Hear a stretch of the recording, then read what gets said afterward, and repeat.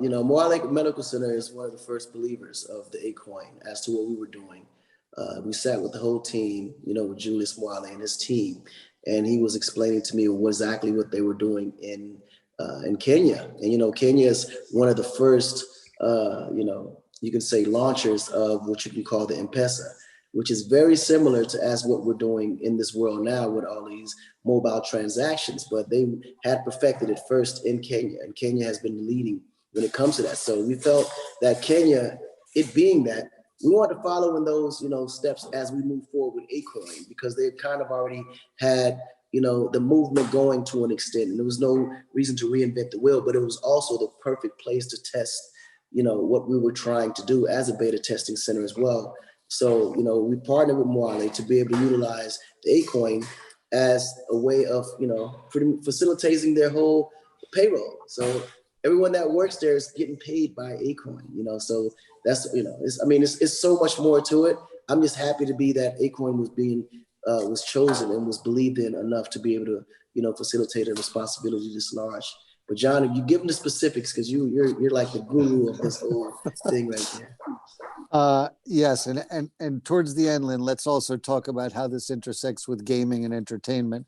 But as pertains to Mwale and Akoin, when you talk about M-Pesa and just digital transactions, when we built this by building out a internal conversion mechanism, the atomic swap, where users can take their prepaid cell minutes and convert those easily and frictionlessly into fiat currencies like dollar, euro, pound, RMB, local currencies like the Kenyan shilling or SIFA in West Africa or Rand in South Africa, et cetera.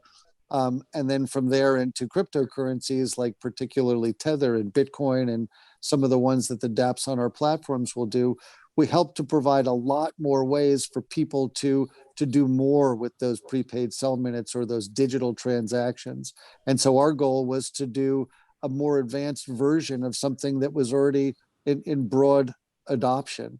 And Julius recognized that and saw the possibilities. So everything from putting in opportunity hubs where people will not only get access to free education on blockchain and artificial intelligence, but get a whole bunch of micro tasks and get experiences so they can become tech employees and maybe someday tech entrepreneurs, or whether it's, again, connecting the unconnected with mesh Wi-Fi networks to bring people in rural areas all kinds of tools and services that they don't have. The combination of the financial tool and our joint ventures allows us, again, to put something in people's hands, whether they've got a flip phone or a smartphone that they've never had before, and that helps them connect to the outside world in unique ways. And that'll get me to ask Lynn a question about something she's super passionate about, which is our partnership with banks and the new Akoin card that will be out at the end of the year.